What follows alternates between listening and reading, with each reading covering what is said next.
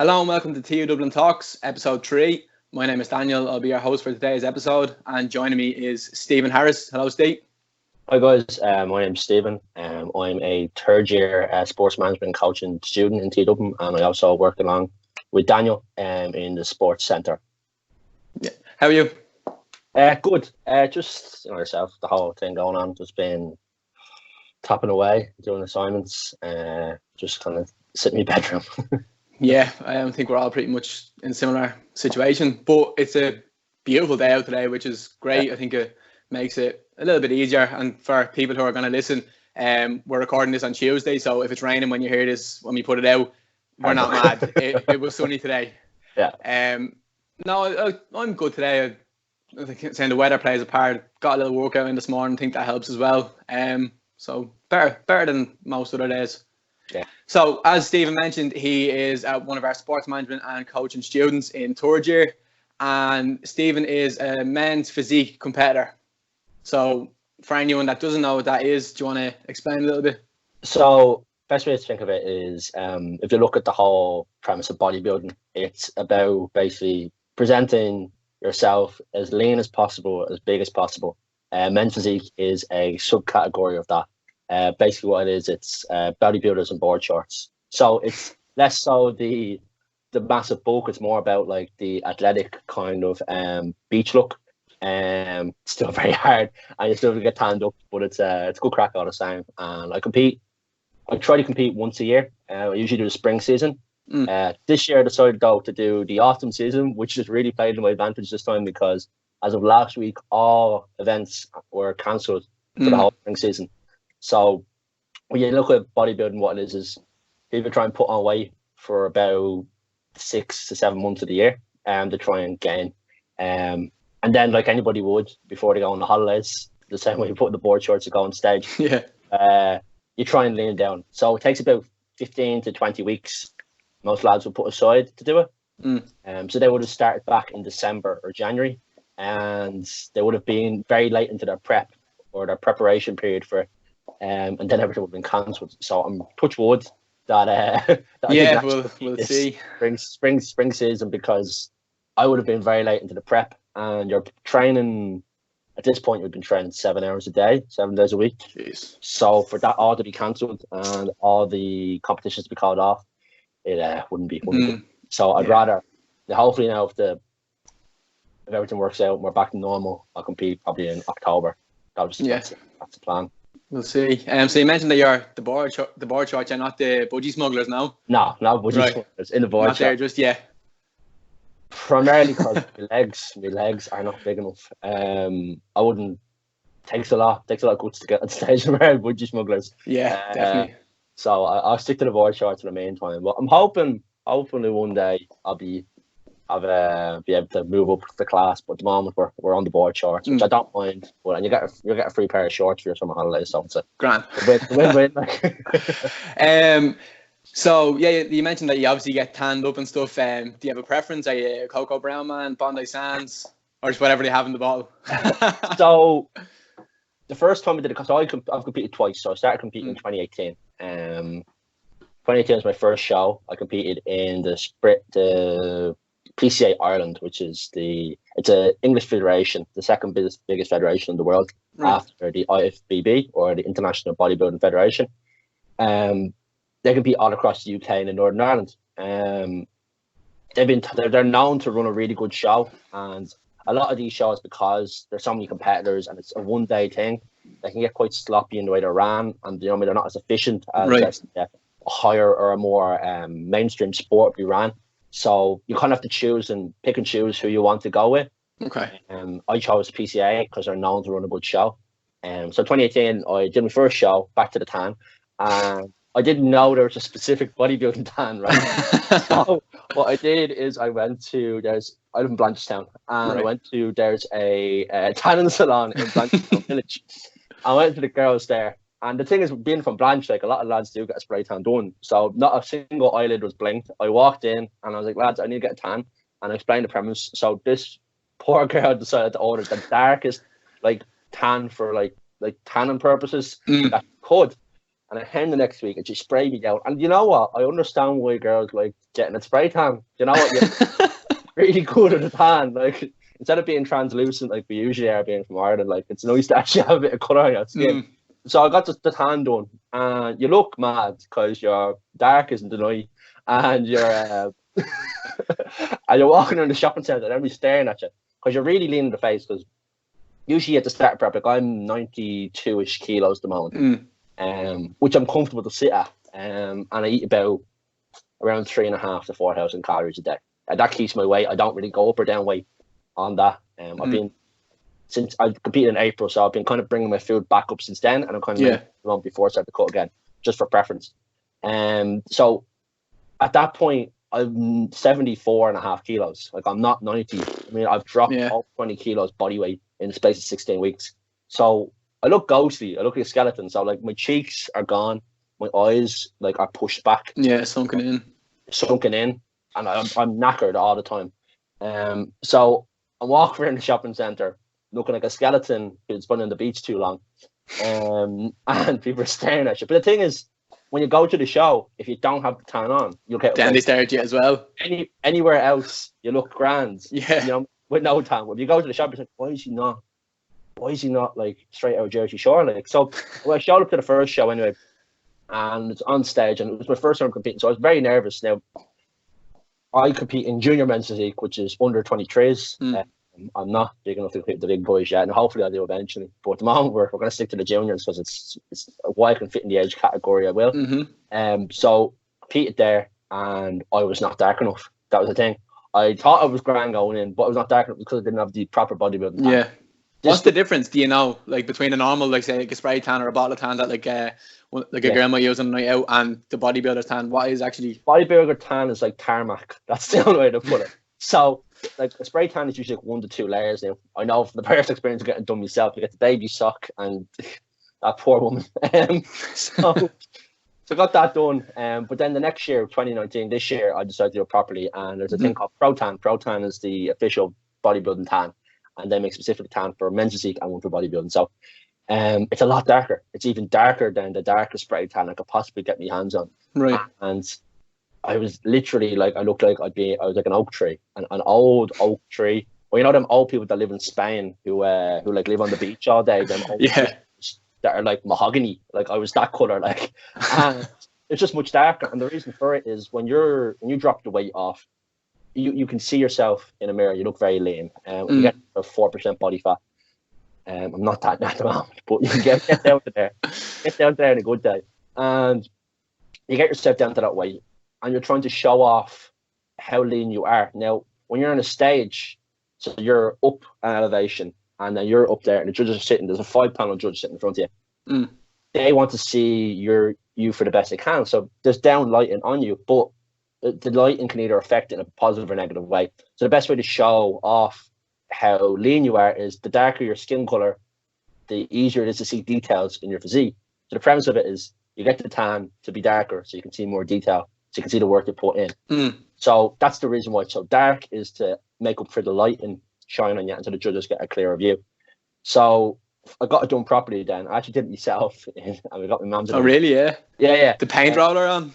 No, it's like it's tan mitt, like, you know, I got a girl. I got it from Penny. Tan mitt and done it. So I competed this year. It was in April. I competed twice. I competed in the UK, in the PCA, and I competed in the Irish Federation, the ORBBF, or the Republic of Ireland Bodybuilding Federation, Spring Classics. That's what it's called, down in Limerick. So, thing with all of this is, while this is all going on, I still have to do college. Yeah, working. So first year I did the show was in first year of college. So you get to know everybody, and then you go AWOL, and you get really tan, and you get really skinny looking in the face. Did that show, and I got the hook for it, and I was like, I want to come back and be better. So first time I did it, I came second in Ireland. Very good. In the junior bodybuilding, beat by a guy called Paddy McShane. He's on a whole different level to me. He was at the very top of the age category, and I was the very bottom. So he'd been there. He's more experienced. He's now gone on to be the United Kingdom champion. So he's, for the whole of Ireland, UK, he's the top. Nice fella from Wexford. So I competed in that in 2018, got the hook for it, and wanted to come back bigger and leaner than the next year, and that's what I did.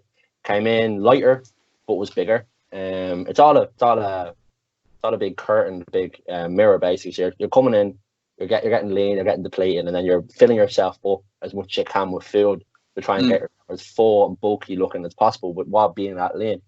You can only keep up for so long before you start to put a bit of fat on. So I competed down this year in April, and competed first down in Limerick at the RIBBF competition. And me and one of my friends, Alex, he comes with me to all of these shows. He was in first year in college. Yeah, I remember Alex. And he dropped out then. Stayed really good friends since then. Just been my training partner. Same kind of age, same kind of humor, that type of stuff. We've all got pretty well. So we made a pact, like when he does strongman and powerlifting, and he always needs something to go with him to the shows. So I was like, right, I'll come with you to your contest if you come to me to mine. So you always have somebody in your corner. So no matter what shows I did, he would come up with me or to Belfast, or he came with me to England, he came with me to Limerick. I went with him to Belfast, I went with him across Ireland to different strongman and powerlifting meets, and I make sure I have to be there. Now, we competed in during the summer over in Russia, which I couldn't go to, but I got it before I am to watch the live stream. That's a bit of an ask, is it? Yeah, I was gonna go, but it was hard to get visas for there. But he came with me down to Limerick. It's a weird preface the week of the show. So the week of the show, you have to bring all your food down. You brought your weight down, and like I said, you push the food back up then. So you've depleted yourself so much. You try and fill it out because you look kind of ghostly, you know what I mean? At that point. So problem with this is with such drastic weight loss, there's a lot of short-term side effects that come along with it. So I detail it all in my Instagram at the Stephen Harris, and there's a highlight story for the prep from 2018 and 2019. And when I talk about the whole process and the weight loss, and I have it all tracked out on Excel, and I've done graphs for it, and kind of all my mental thoughts in it. But basically the breakdown, like as a summary, is you do lose your short-term memory. I start forgetting stuff people would say to me, and I wouldn't be in conversations. You get insomnia, heavy insomnia, so I wouldn't sleep at all. And obviously I was trying to do my college exams, obviously because they're done at the same time. My college exams a week after the show. So that's not really ideal, is it? Memory loss and not sleeping and trying to then study for exams. And another impact of that is mental health. So obviously because of all this, you start to drag your feet along. Now, when you're going into this, you need to go in with a strong mental attitude. Anybody who asks me, who wants to do this, I always said to them, you're not going to feel good for this whole period. For this whole 20-week period, the first few weeks be great. You'll enjoy them. You know what I mean? You're looking better. You're still feeling strong because you have enough food to kind of keep yourself going. But the last few weeks are hell. And you know what I mean? You start to feel bad about yourself and you get really self-conscious and you think you're not lean enough. But it's all just mental games, and you have to know where you are, like actually, as opposed to what your mind's telling you. So how do you combat that? If you're looking at yourself in the mirror and you're starting, say, thoughts creeping in, I'm not lean enough, but you might be, or you are lean enough, and you're just telling yourself, I don't really think I am. How do you combat that too? Yeah, so both times I've competed, I was going to pull out the week of the show. And there is one person in my life that I know very well, and he's a guy in my gym called Paul Morgan. He's done this many times. And I always speak to him, and I go, Paul, am I good enough to go? And he'll tell me yes or no, and I trust his opinion. And that's the best way to go with is, like, whether it's even, for example, for other issues, self-image or issues in your life, like, I always go to someone that you feel, you feel you have experience in it, or have. They give you good advice. Yeah, you trust that knowledge with. So I went to him, and he was like, yeah, you're good. You know what I mean? So he was like, right. And I knew going into this that I was going to get into this state, and I write a diary. I have a journal that I write in. Very good. So at the start of this prep, after preferencing all of this down on the sheet that I'm going to feel like this and that, and I just read it back. And I'm like, okay, I'm feeling this like I said I would. I preempted this. I'll be okay. And you just kind of push through it, and you forget about it. And you just keep checking in with your coaches, and you just keep working, and you keep working, and you just trust the process. It's the only thing you do is trust the process. So beat it in April, and the kick you get out of it is something else. I can't describe it. You get up on the stage. I mean, it's very hard because you're very water depleted also. So about 3 days before the show, you stop drinking water, you dehydrate yourself completely. Like the same way a fighter would dehydrate themselves for a make them weight, so you know what I mean, getting a hot bath, sitting there, you know what I mean, to try and lean yourself out that little bit more that you can already do. So you're on the thing about people like, you just, you know what I mean, you're going into the stage, you're looking your best, but you feel the worst. Right. I mean, you feel terrible on stage. You can't wait just to get off it. It's great fun, really enjoy it, but like came off the stage then, and there's a few different rounds. You're up there for half an hour, right? And you think it's easy enough when you're watching it. You're like, they're just posing and they're just kind of standing there. I suppose you have to kind of hit the light, don't you, and like make everything pop in the right places. You're also squeezing isometrically, so you're holding isometric contractions. So it's like way if you're doing a plank, you're holding that core tight. You're trying to make yourself look the best you can and create the illusion. So you're squeezing your whole body and holding it and trying to breathe and smile at the same time. So, and the lights are so hot that you're sweating. Melting. You're sweating on the stage and you're squeezing, and you haven't drank water, and you have a lot of salt in your system to try and blow yourself up. Because the salt will increase your vascularity. So you're dehydrated, so you start to cramp then. And then you're trying to fight off complete, like, really intense cramps, and then also kind of smile while you're doing it and breathe without like distending your abdominals. So you're trying to hold your abdominals tight as you can, squeeze everything else. You're cramping, you're sweaty, you're dehydrated, you're tired. It's a combination that's hard to deal with, but at the end result, it's really fun. I'd imagine like anyone that's experienced cramp knows how like really sore it can be. So trying to like fend that off for minutes at a time, like really tough. Yeah. So your abdomen. Well, for me, what happened is my abdomen completely cramped up. So we always describe it. You know, your calf. If you get a calf cramp, right, then you need to extend it to push it the opposite direction to try and do it. So the best way to deflect is to flex your abs, and you can't. You have to stand tall and just in agonizing pain, like. But got off the stage then, and I just downed 3 liters of water, and it was just from dehydration. Yeah. And then the cramp proceeded, and so that show I placed top 6. Now you don't really know standing within the top 6. I was told by a lot of people I should have placed top 3, but I didn't really mind. Like a lot of lads were saying, you should have been higher, So they wouldn't tell you came 5th or you came 4th. It just says there's politics involved in the Irish federations. Which would be people get preference over other people on placing and who they know. But again, I don't do it for that. I do it because I say I do it. I said I'd do it at the start of the year, and I did it. And for me, that's all that mattered. And the main thing for me was that 2018 I looked a certain way. 2019 I looked 10 times better, and that's all I cared about. To be honest, in my mind, I was more focused on the competition the next week over in England, which for me was a higher, more important thing, because it's a small pond. And there's a lot of people who think there are big fish in it. Well, in the UK, it's a very big pond. Right. And a lot of big fish, I'd imagine, as well. Yeah. Big sharks. So to place or to do well over there, I was like, that's kind of like the goal for this year, was to try and see what I'd be like stacked up internationally.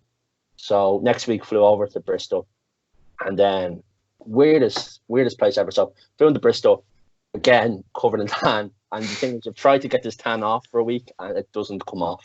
So you're trying to get one tan off because they're giving you a second touch up, like when you get over there. So got off at Bristol airport, and then I went to go down a place called Exeter. So up in a train, you meet the weirdest characters in these type of situations.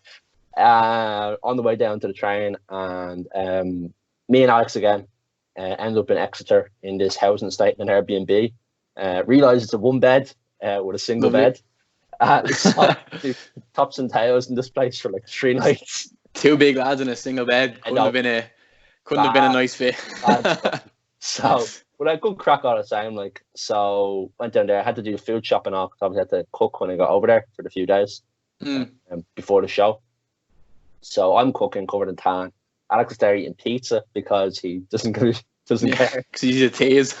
he can't cook either. So I have to cook his pizza for him while I'm looking at this thing, dying for it. And you're eating your chicken and rice and broccoli. Literally, yeah. So cursing the fella, like, but competing over there, made some really good friends. That's what I like about the community, is because it's quite small. You meet people and you all understand that how hard this is together. Yeah. Nobody else really gets it till they do it. But once you're kind of part of the club, you're in the club, and it's quite a nice community. So I know a lot of lads over there now, and I know some lads from Northern Ireland, and it's that we all keep in contact, which is really fun. But it's a good challenge. That's what I would see. It's a good mental challenge, and I throughout like preference sport. Like I've never really been good at many sports. I was actually going to ask you when we'd kind of gone to the end of this, like it obviously you don't start out being a men's physique competitor when you're a kid, like so you obviously have experience in other sports. But I was going to just ask you, like briefly, what they kind of were and how you ended up, how the road led you to choosing this sport. So I started off playing soccer for St. Moctus in Blanchardstown with Ben Byrne, actually. Shout out to Ben Byrne. When I was about 12 years old, 10, 11, 12 years old, and I was terrible at it. I always said, it's the first thing I said when I was starting college. We had like an introductory to speak about yourself and what sport you're good at. And I started off with, I have no hand-eye coordination, and I have 2 left feet. I can't kick a ball, I can't catch a ball. I have asthma, so I can't really run. I don't have any endurance, but I have a bit of heart, and that's all that really matters. So it started off with soccer, gave that up then because I was terrible at it. Got into taekwondo, competed taekwondo for 7 years. Got up to red belt. How high would that be now? Just under black belt, right? Which was quite good. Yeah, so you're obviously decent at that, like. But I hated it. I absolutely hated it, and I was doing it because my dad wanted me to do it, and I gave up eventually. And I got into sprint water kayaking. So I competed for sprint water and wild water kayaking then, for Salmon Leap Canoe Club and League Slip, and I was quite good at it.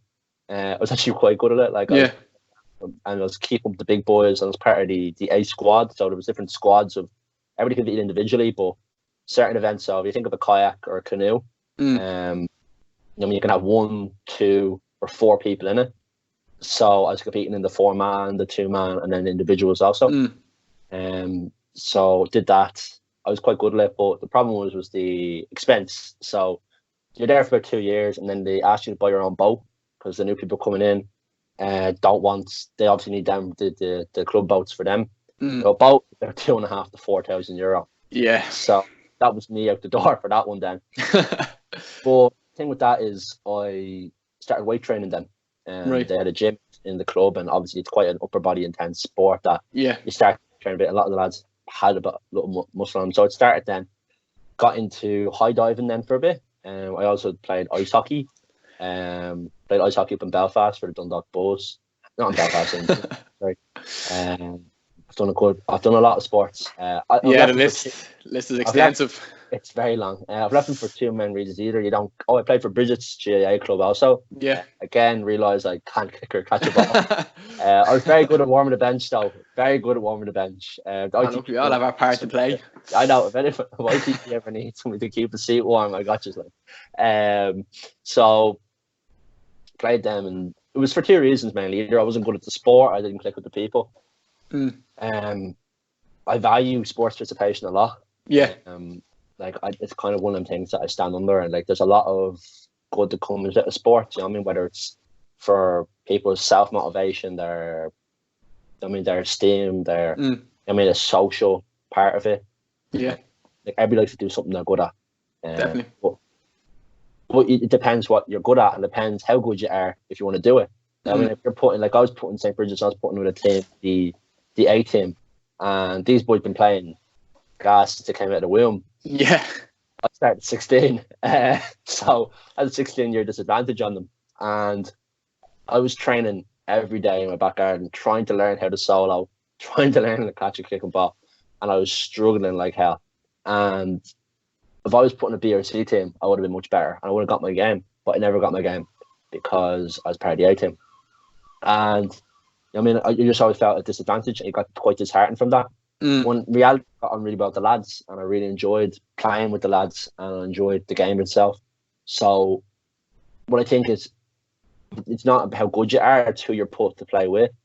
So if you're not great and you're only playing I was playing for social reasons, that I should have been put on a lower team, but they didn't have a lower team, or they had the people for a lower team, but they just had everybody in the A team.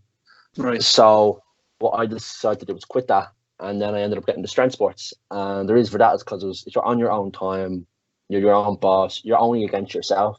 Mm. So I went down that route then, and I never looked back. I really enjoyed it, and I just love it. It's really fun. It's the consistent progression of it, and the fact that you have to self motivate. If you don't self motivate, you won't do it. Yeah, I suppose like you talk about how tough it is when you're kind of trying to cut weight. Even those last couple of weeks of prep takes obviously a lot of mental toughness and resilience, and I suppose a lot of that could have been built up from yourself just from trying to handle all these sports and realizing it wasn't for you, but still having the mentality to go on and find what you really liked.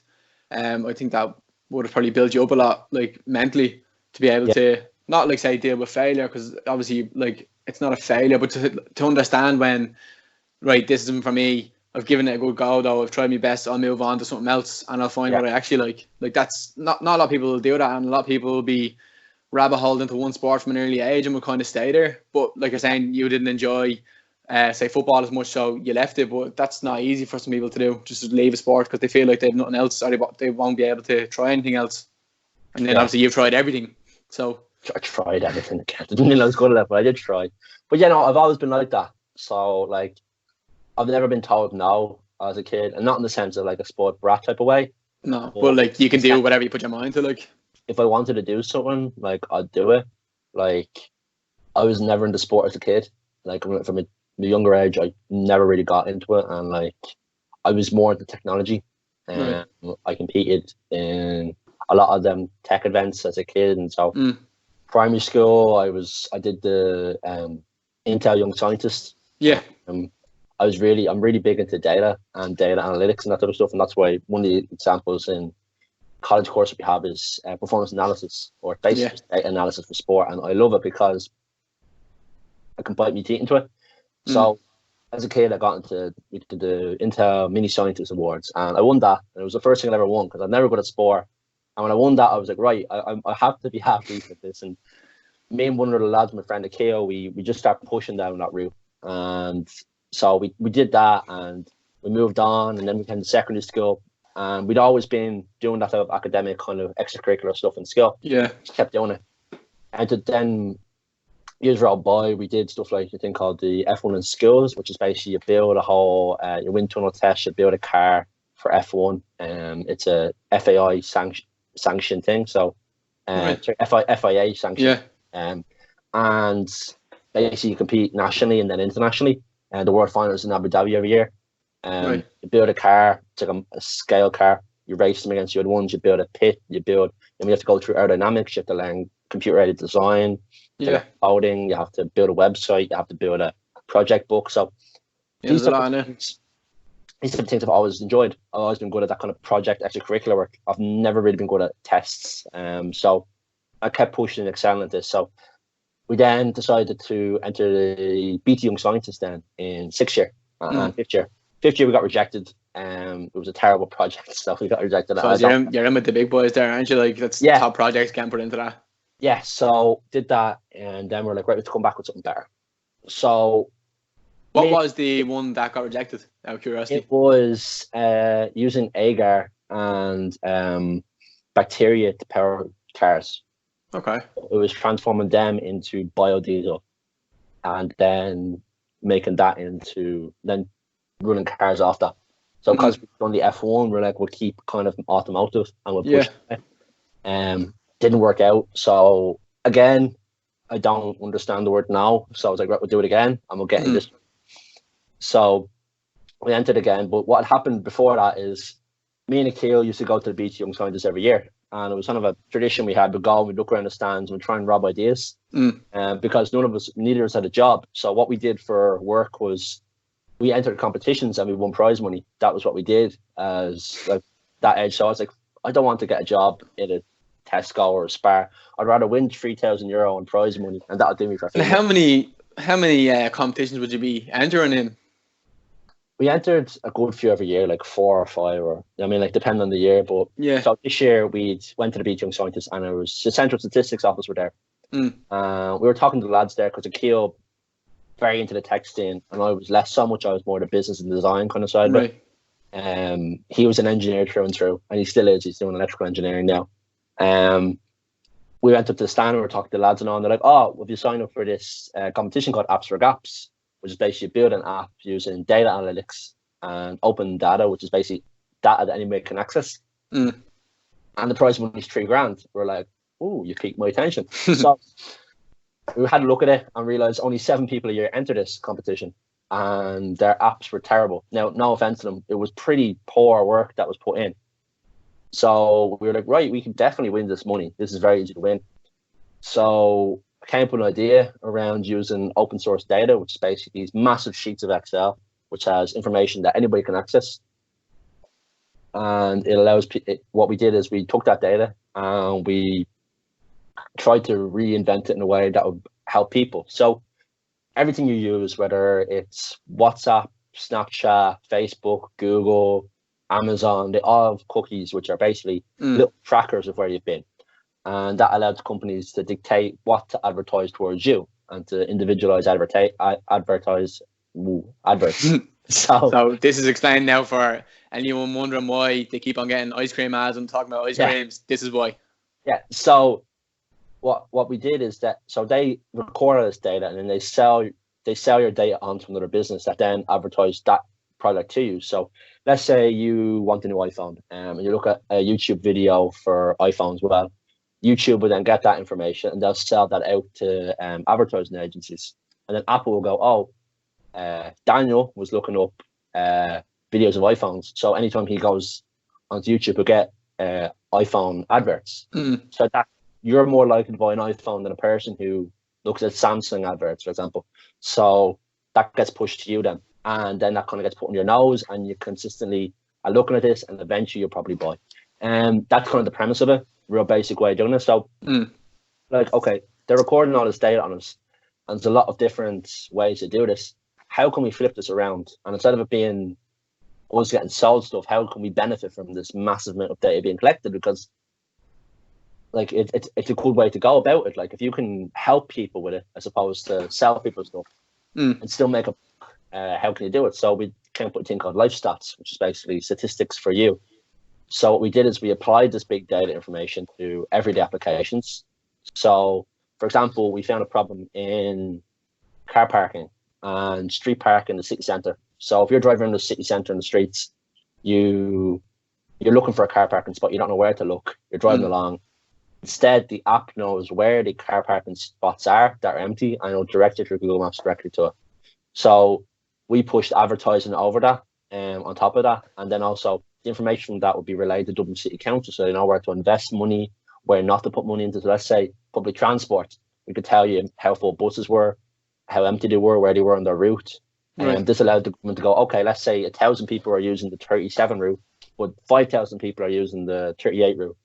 We'll put more buses in the 38 route. So it allowed them to have information to work off in a more structured, easier to access manner. So we developed that, we won that contest, and we're like, we might as well throw this to the BT Young Scientists.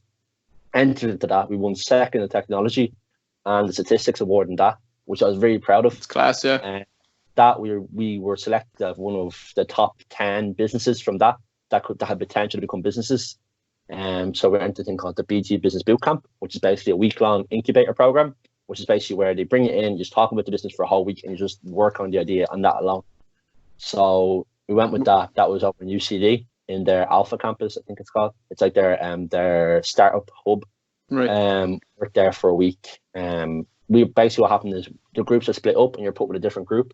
So I was working with a girl called Kira Beth, and her project was on autism and assisting social contact for people with autism for kids. So it was a game based around eye contact, and we're trying to assist with the positive reinforcements of eye contact for people with autism who struggle with it.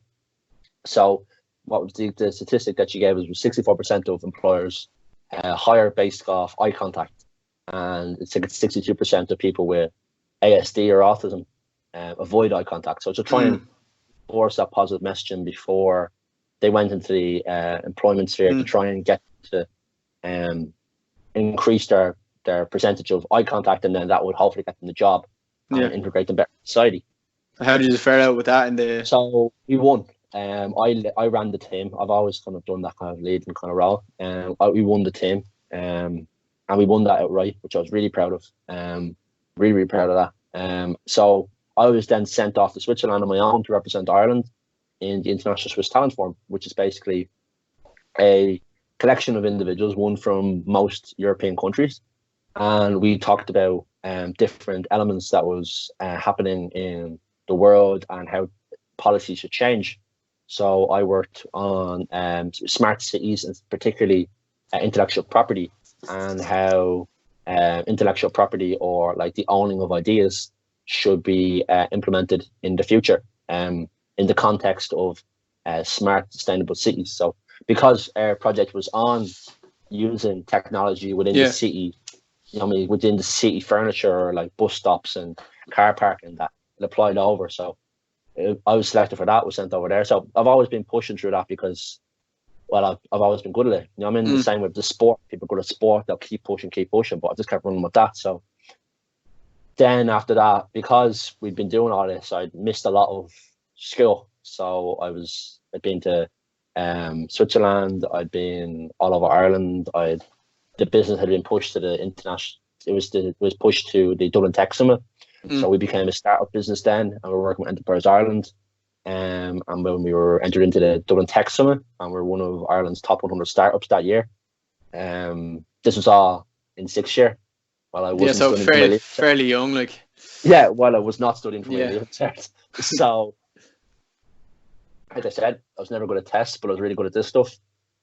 I ended up getting my leaving cert, ended up getting this course. The reason I chose the course was because I had the balance of both things. So at this point, I got into weight training a good bit. I'd started weight training. I was really enjoying it. I was like, I love business. I love the application of business, but I like sport, and I want to see how I can combine the both. So for me, it's the sports business elements of the course where I came in, which is quite rare. A lot of people go into it because of the coaching elements. Yeah, true. I think that's fair enough to say. Yeah, so I entered the course into 50-50 split in business and coaching. So I entered the course and I kind of ran from there. And then that kind of brings me up to now. So I've been still tipping away. I've projects in the work at the moment. Regarding to, like I said, sports participation and also technology and the overlap between both. I'm working on it at the moment. We'll see how we get on the next few weeks. Obviously, with everything going on. See how we can do. Yeah, so the business that I have at the moment that I'm working on, basically it's a sports participation platform to try and promote sport and hold retention rates. And there was an event supposed to happen in the college called the Business Research. What was it again? The Brew event. Oh, is that on the link? Yeah, I was supposed to be final speaker for that. Right. So I was hoping to get a bit of networking pushed through that, but obviously that's been pushed off. So hopefully when it comes back, it all works out. But like I said, I've always been good at that type of stuff, that kind of project work stuff. That kind of got into the sports because, again, the individualization of it, being on your own, kind of pushed me that way. And then that got me into the college course. I've just been kind of tipping away, doing bits like that since then. Yeah. I think you can see, though, like, there's a nice steady line of kind of, let's say, progression, like we'll take it from your sport background and kind of, I think that's, you can see in you anyways, a lot of the, I'd say, personality traits you have, like determination and like being an innovative person, like has come from, I'd say, a lot of those experiences, like I say, made you resilient, made you being able to like work on your own and do stuff like that. I want to spin away for a second because I think this is really worth a mention. For people that don't know, back in November, Stephen raised a lot of money for mental health charities. It was like part Movember and part another charity. I'll let you go into more detail, but I'll give them the basics. Stephen done a 5k farmer's walk while carrying 100 kilos of weight. So for anyone that has ever lifted a weight or lifts heavy, you know how hard it is to lift 100 kilos as it is. But Steve walked 5 kilometers while carrying 100 kilos to raise money for, it was Movember, and it was mental health muscle, wasn't it? Yeah, that was it. So just talk to a bit about that. Like, I know I think it's a lot of linkage between, we're talking mental toughness, and you're saying the last few weeks of prep for a show, like compared to trying to carry 100 kilos for 5 kilometers. I think there's a lot of crossover in that. Just what made you, like briefly, what made you want to do that specific thing to raise money when you could have done anything? Yeah. So like I said, there's a lot of mental toughness. A lot of people get quite caught up mentally in bodybuilding prep, and I noticed that from speaking to lads. I've always I've always seen myself as quite a people person, and people will sometimes open up to me a lot more than they would other people. So a lot of lads would open up to me and talk to me about their mental state and stuff. And I really think it's important for everybody to talk and to get thoughts out. That's why I have a journal, like I said earlier. I have an issue or a problem, I have a close group of friends that I'll always talk to.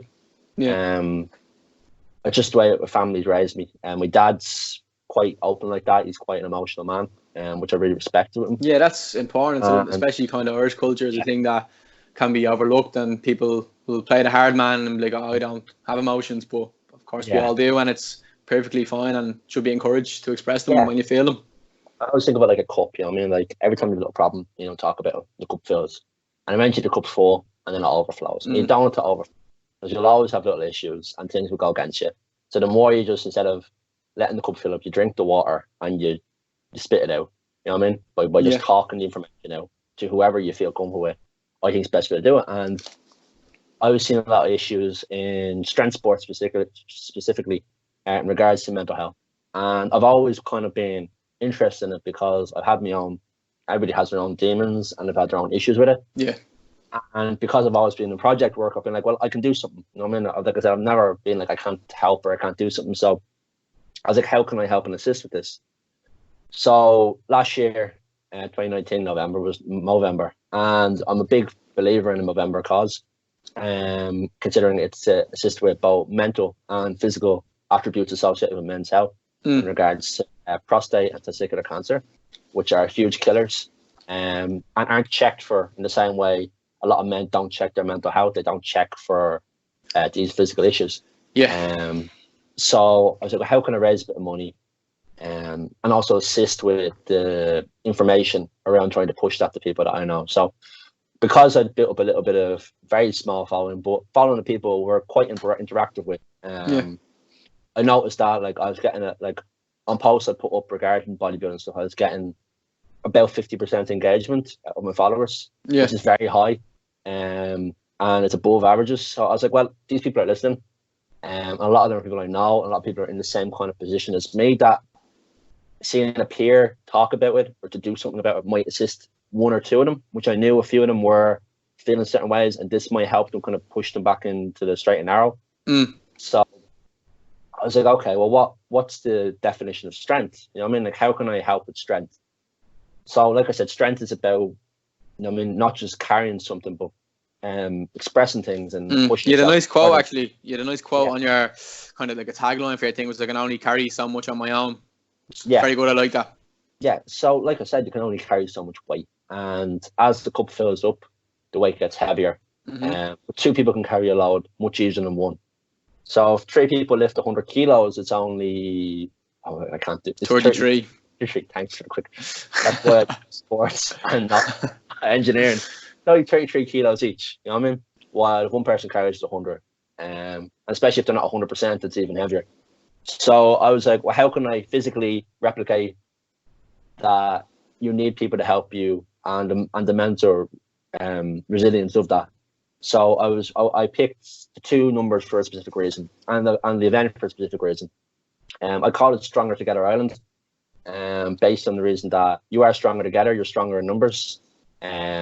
So I picked the 5 kilometers because of the risk of prostate cancer in men in Ireland, and internationally. It's when I calculated out the risk out of all my followers, it worked out at 5 people that out of all the people that follow me through my Instagram and my friends on Facebook were going to get testicular cancer. So I did a kilometer for each of them. Okay.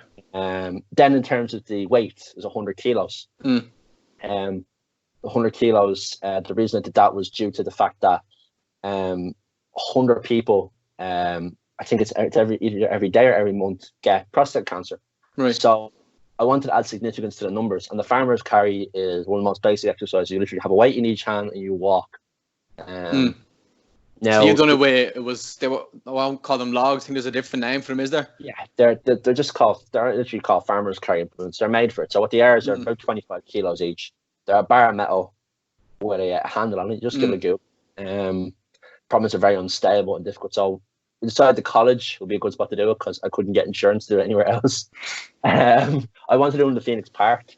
I also wanted to do it on Darkness into Light. I wanted to do the Darkness into Light route, carrying the weight. Right. They said no because somebody was like, right, okay, how can we change this up?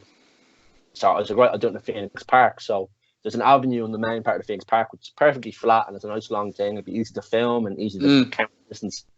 Phoenix Park never got back to me, and I was telling people they're not going to help you. Right. So I was like, right, who might help me? So the college.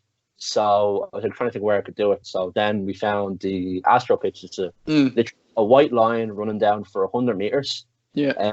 So just do 50 lengths of that. Nice round number. Nice and easy. Now, I only realised later after doing it, I actually lifted 110 kilos. Yeah, I was going to say, the equipment was slightly heavier, wasn't it? Yeah, the reason for that was I didn't want to put 2 10s and some like wimpy change plates on it. I wanted to put the 15s on it. I was like, look, I'd rather lift a heavier weight and look better. So at the expense of your body. Exactly. I just kept like, and then it's a challenge of doing it on your own. So the reason it's solo was because it takes a lot to be there and to do it 5 kilometers with that weight pulling you down so hard. Like you're walking, you're taking these small steps. You just came out and helped me for a good bit by cheering me on, but a lot of it I was on my own. Yeah, we were back inside. 5 hours. Took 5 hours, longer than a marathon time. Yeah. And I had a GoFundMe account set up and I was live streaming it. It was starting to take so long that my phone died at 3 kilometers. Yeah, we ended up coming out then and going live for a bit. Yeah. That's like, so Stephen saying he went up the side of the Astro, like literally up and down for the whole distance. But then there was a skill match coming on, so we had to get you out onto the concrete path just beside the Astro then to finish out the last couple of reps. Yeah. What was did you find much of a difference then on like impact and stuff on the joints and probably the back of the knees? Yeah. Going from Astro to. I thought that the Astro would be harder because it's a bit of give, but the give was actually helping my advantage. When I got into the Mac, I slowed right down. But it's just, like I said, it's about the repetitive nature of self-reassurance. So every time I was struggling, I just said to myself, I've done a bodybuilding prep. I could do this for 20 weeks feeling like this. I can do it for a few months. Get me? Yeah. So I was just building on, like, I had pride that I'd done bodybuilding prep. It was so hard that I was like, nothing can be harder than this. It's the hardest thing I've ever done. Yeah, I suppose when you think of what people who do unfortunately struggle with mental health issues and stuff like that, like 24 the things they carry would be like a lot mentally heavier than physically carrying 100 kilos. Like mental issues are physically exhausting. They're mentally draining, and they're carried with a person 24 hours a day. Yeah, I only need to carry this for 5 hours, and I only do it for 5 kilometers. Like the weight of that. Yeah, we say only as if it's nothing. Like yeah, well, it's only 5k with 100 kilos. Next year next year I've set a bar that has to be raised. So because I remember, like I was saying, we went out. We were our Instagram page, which is TU Dublin Blanchetown Sport. We went live for the last couple of laps up and down, and even watching you, like it was myself and it was Tiff and Kelly and Ronan and Aidan Carty was there as well. He's one of the lecturers in the college. He was out watching and supporting, and it was fantastic. And to be honest, it was inspiring, like to see that, because it was such, you could see like the demand it took on you, like physically and probably mentally as well, to be like, well, what, like you could have just stopped and be like, oh, I've had enough, like, but you didn't. It was fantastic, and you raised a good bit of money as well, didn't you? I think it was over €600. Yeah, it's over €600. It's the hardest €600 I've ever had to make. Yeah. So what I did is I had 2 charities. So one was the Movember Foundation. I wanted to impact it in 2 ways. I wanted to impact it nationally and locally, or specifically. Like, so for me, first 2 charities I picked out was the Mental Health Muscle, which is a UK-based strength sports charity. It's a very niche charity. What they did is they work specifically with people who train weights or train sports in terms of strongman, powerlifting, and bodybuilding, them type of competitive sports. And they work in the UK and Ireland, and they run events for like morning meetups and training sessions together to try and build a community for people who are out on their own, do a overall charity. So I wanted to do a charity to affect more people. So I did the Movember Foundation. So 300 euro into the Movember Foundation. And then I wanted to do a 300 euro to them. Now the problem with and the restrictions with the business and niche is that the charity ended up closing down because they didn't have enough funds to keep going, which is completely evident of the fact that there's an issue there and that people aren't willing to talk or to assist in it. And that it shows the stigmas itself in mental health that the charity ended up closing. They couldn't keep funding the activities they needed to do to assist people. So they told me to thank you, but we won't take your money because we can't actually do anything with it anymore. They had distributed all their leftover funding out to other charities in the UK. But I was like, I want to do it. I had the decision in my head was I wanted to do a big charity. I wanted to do a charity that was either specific to strength sports or local. So I went with the local route, and I went to the Dublin 15 Jigsaw Foundation.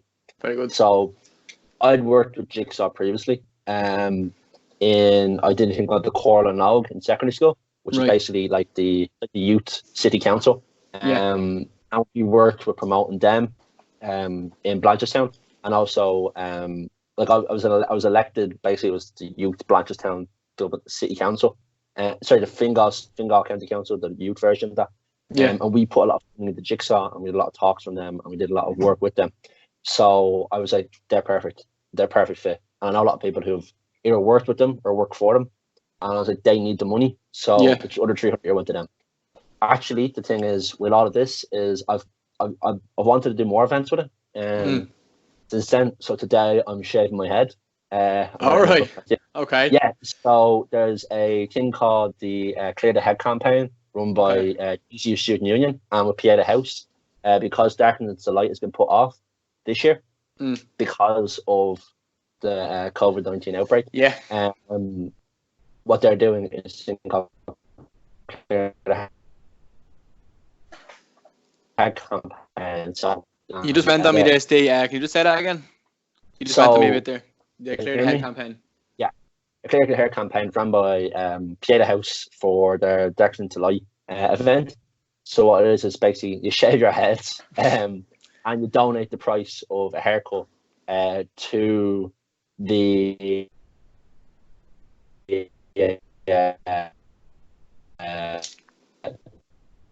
to Pieta. You're going on me a little bit there. It's stammering a bit. Let's see. So we can edit this out and that'll be fine. Just go back to the bit where you had said you donate the price of a haircut.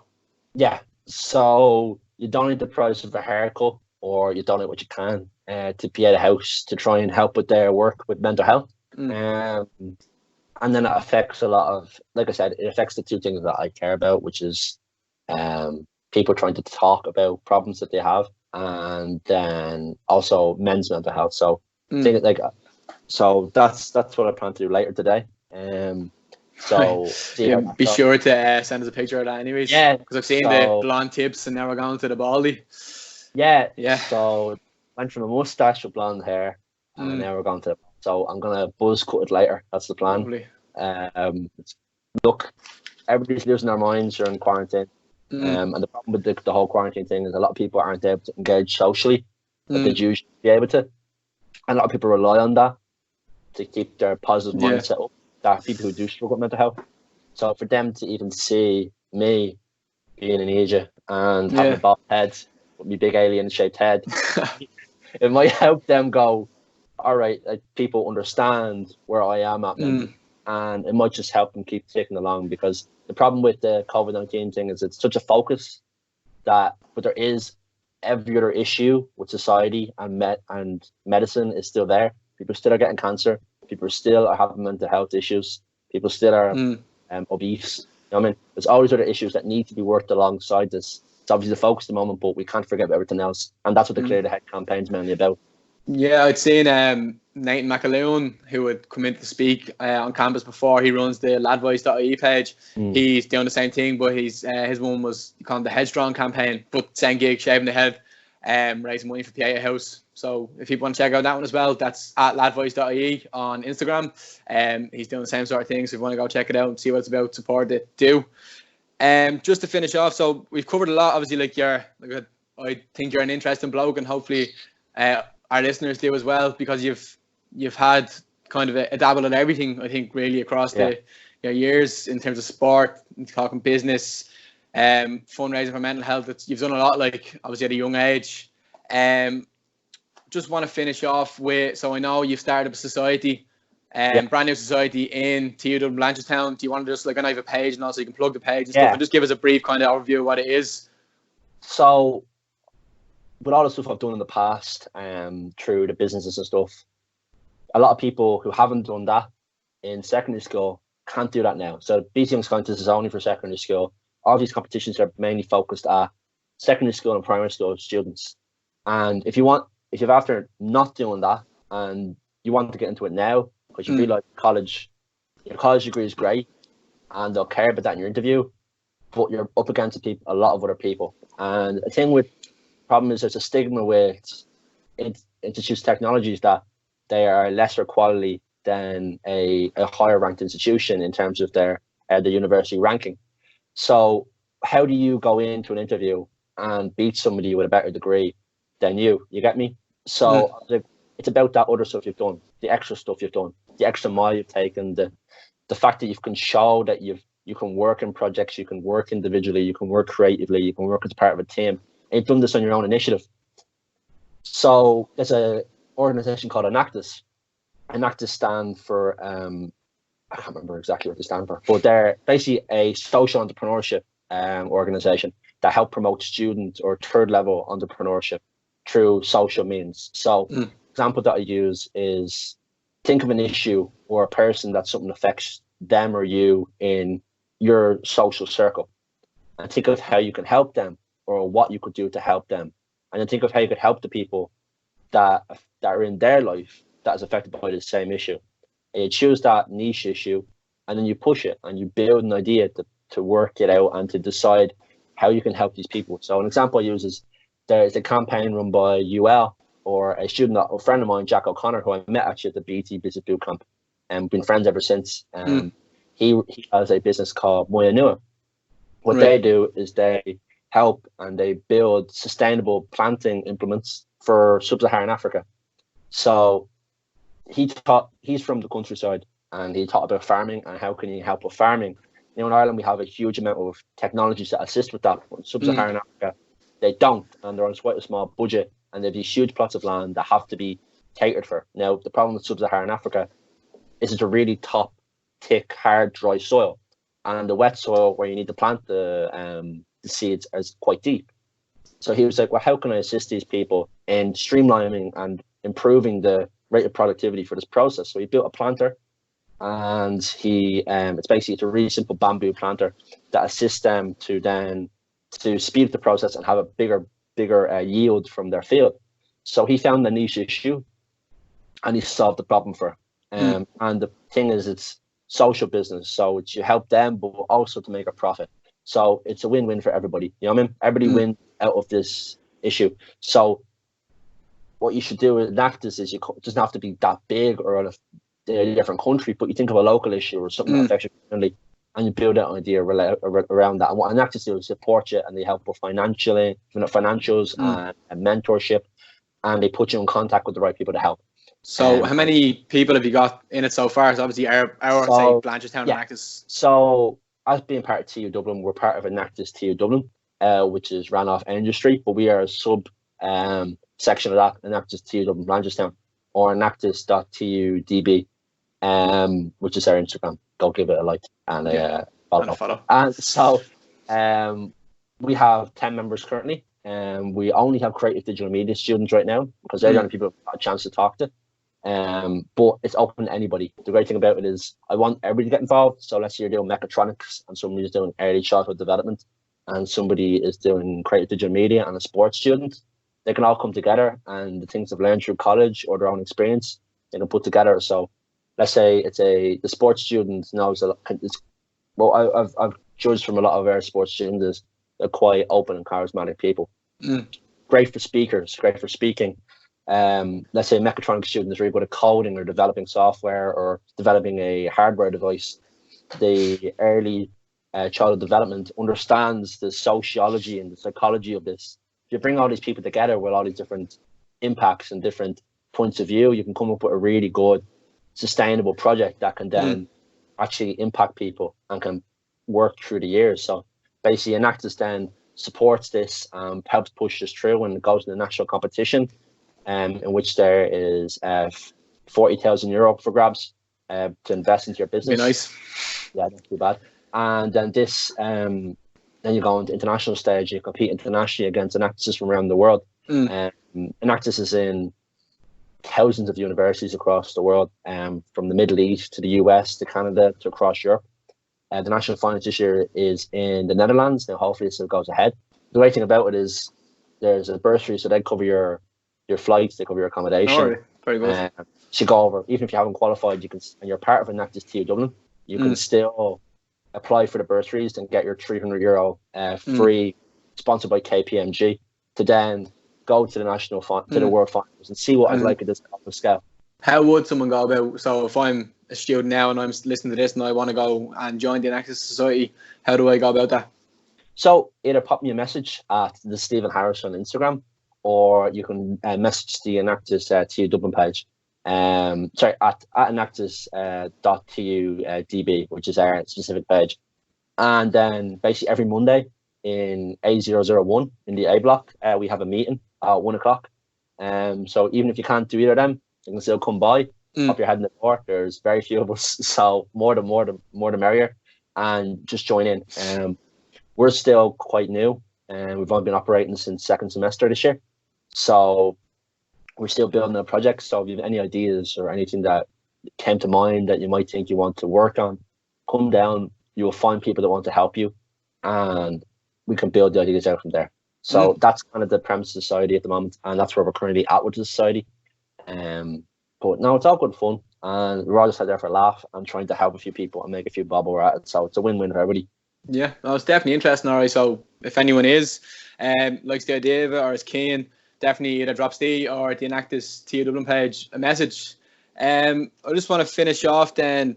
Obviously, you're our first student guest on the podcast, so you can stick that on the CV. But just very quickly before we finish up, how are you managing just kind of still doing your studies, doing assignments, whatever, while being at home all the time? What's keeping you what's getting you through the days? Just a bit of advice for other students, because I know you're busy enough. So I have all these things going on, and they might not be big scale or they might not be important to my college degree, but for me they're important, and I like to try and balance them all best you can and try and split my time between them. Work around lists. I write lists every day.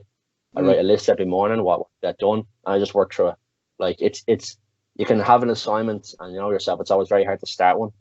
But if you go, okay, I want to do the introduction today, and you just start typing, you start writing, you get into the flow. And and when you have that along with, let's say, pointers for each other subheading in it, it makes it easier. So the way I'll do it is I'll set up the assignment, for example, and I'll put all the subheadings in, and I'll write like just bullet points for what I want to talk about. And then that would have got me started with the assignment. And then I have all my assignments set up like that. So then if I want to, I know I have a due date or I have one due on a certain date, I can then go, okay, start into that one. I already have the subheadings written out. I've already started, so it's easier to get that flow going. So I have the whiteboard behind me there, which I write about kind of my ideas and thoughts. And then I have a second whiteboard over here, which I write up my scheduling and my list for each day. So every week I start there, I write everything I want to get done, and I just cross it off. You know what I mean? Yeah. I always start with making my beds. The first thing to get done in the day. Once the bed's made, I brush my teeth. Have my breakfast. I've already done 4 things that day. 4 things, and then we start rolling. So that and music. So have music on the background or a podcast. Such as this one. Maybe TU Dublin Talks. Doing your studies. yeah. TU Dublin Talks would be a good one, I'd say. So throw it on the background. You know what I mean? Enjoy yourself. Sit down, have a coffee, and just power through it. That's the best way to do it. You know what I mean? Like, it's all about having a plan. You can say it a million times, and as cliche as it sounds, but having the plan makes the execution easier and makes the execution better and also quick. So basically just write a list, write what you need to get done.